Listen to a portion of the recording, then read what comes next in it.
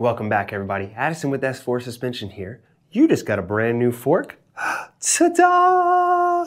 But you don't want this big, bad, ugly steerer tube hanging out the top of your stem. Well, today I'm going to show you how to properly size and cut it off so it's clean as a whistle.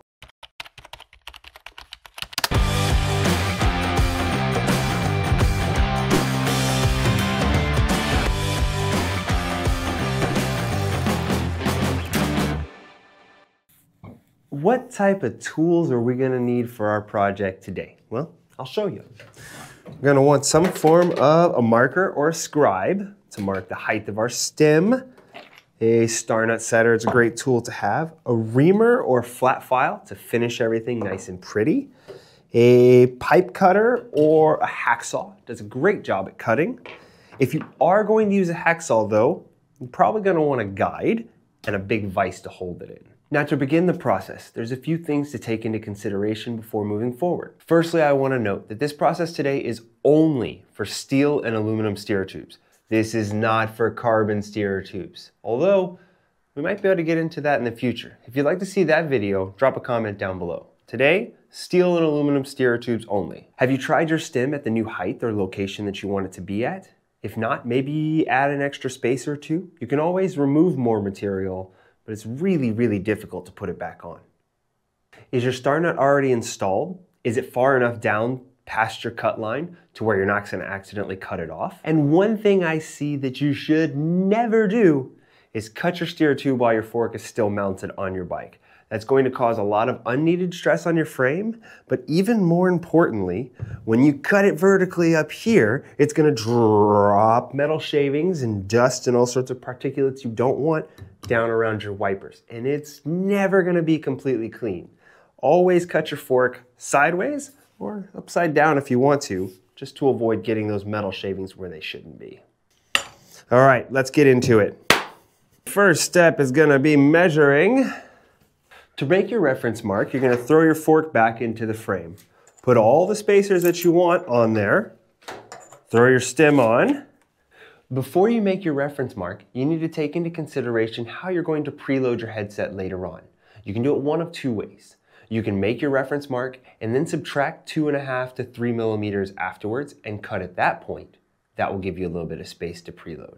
What I prefer to do is actually to cut it off flush with the top of the stem here, and then add a 2.5 or a 5 mil spacer on top of your stem. This gives you a little bit of room for error later on in case you want to raise that headset up, but it will also give you space to preload your headset when the time comes. Make sure everything is nice and snug down.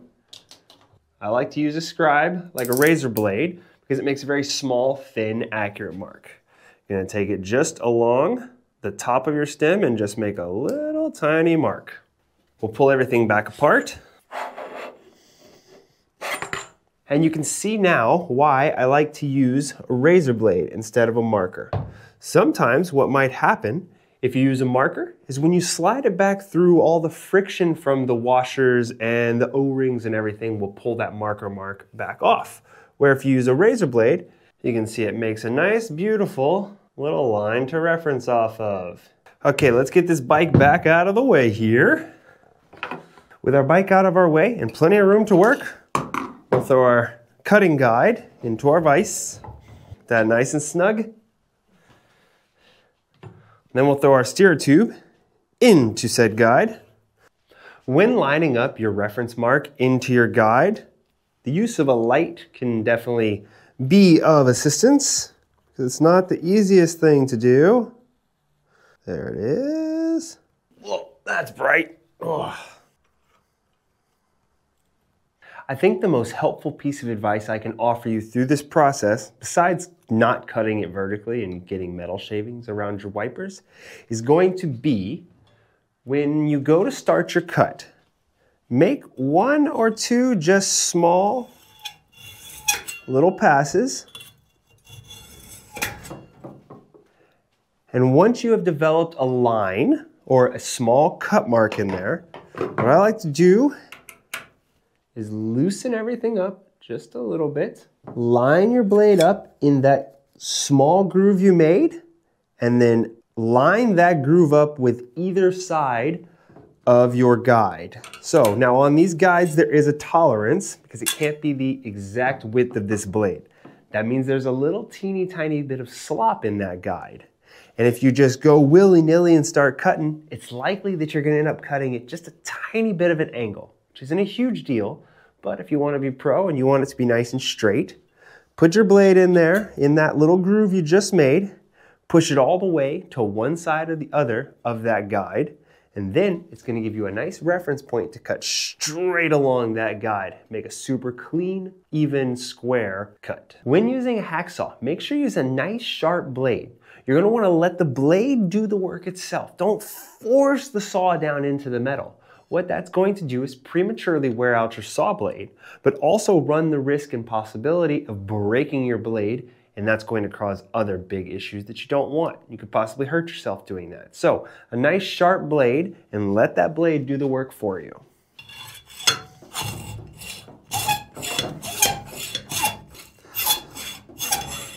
Keep cutting until it comes off. Now I've shown you how to cut it off with a hacksaw. I'm gonna run everything back and get my actual measurement. See, what you don't know is I cut that one a little bit long so I could show you how to use a hacksaw. But I'm gonna put everything back on the bike, get my proper measurement, and then show you how to cut it with a pipe cutter. So give me a moment, I'll be back, be patient.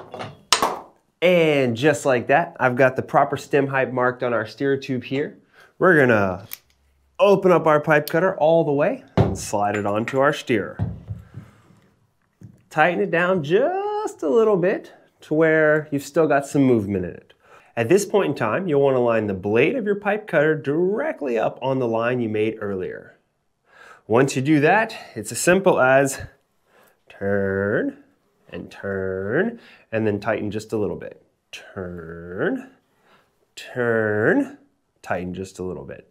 What I like to do is do 2 turns of the steer tube and then snug it down just a little bit. You don't want to go too quickly. If you go too quickly, you'll flare out the steer tube and then you'll have fitment issues later on. So nice and slow. I'm going to switch hands because I'm a little stronger this way, but nice and slow process. 2 spins, tighten. 2 spins, tighten. And you'll just continue that process until your steer tube, or the excess of your steer tube, falls off.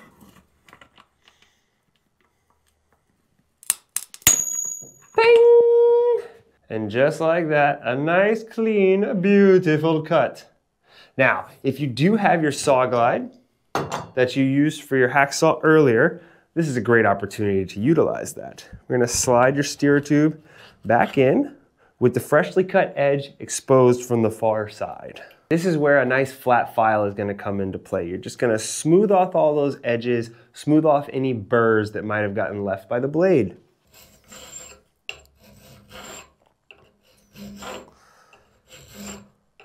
Now, to clean it up even further, we're going to use one of my favorite tools. This is a chamfering tool. Yes, I realized that earlier I called it a reaming tool, but it is actually a chamfer tool. It has an interior and an exterior chamfer. What it's going to do is it's going to put a stepped edge on the exterior and interior of the steerer tube. It's going to remove any burrs, make sure everything's nice and smooth.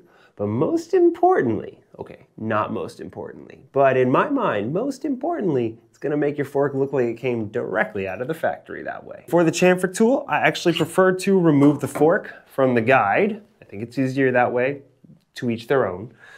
But hold your fork horizontal. No shavings in the wipers, that's a bad idea.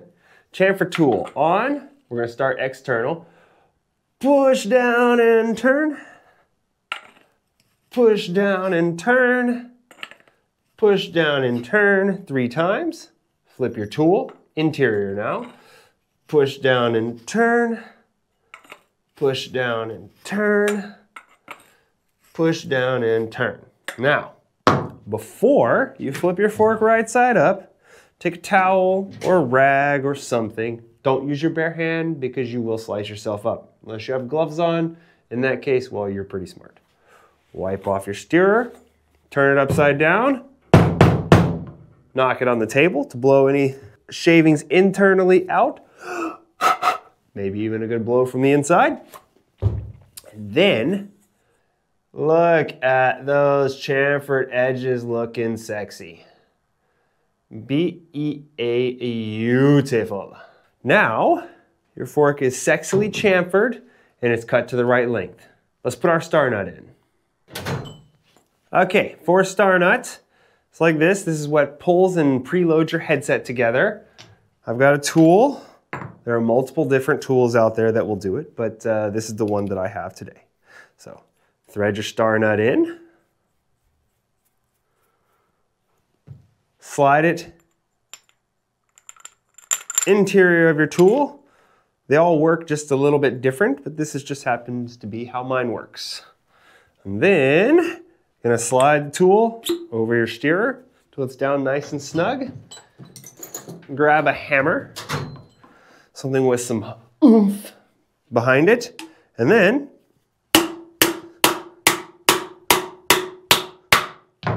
that's it. Now you have a star nut in your beautifully cut and chamfered steerer tube. Finished! Okay. And just like that, your steer tube is properly sized and cut, your star nut is put back in, and your fork's ready to go back in your bike. If you need help with that, we have a video in our tech help section all about how to do just that. If this task looks a little bit daunting or you don't have any of the tools required to do it, I'll give you an extra secret hint, okay? Is anybody looking? Just go to your local bike shop.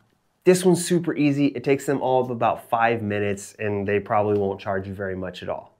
So if it looks too daunting or if you don't have any of these specialized tools to do it, just go check out your LBS. As for now, it's time for me to get back into the shop to continue to make your ride smoother.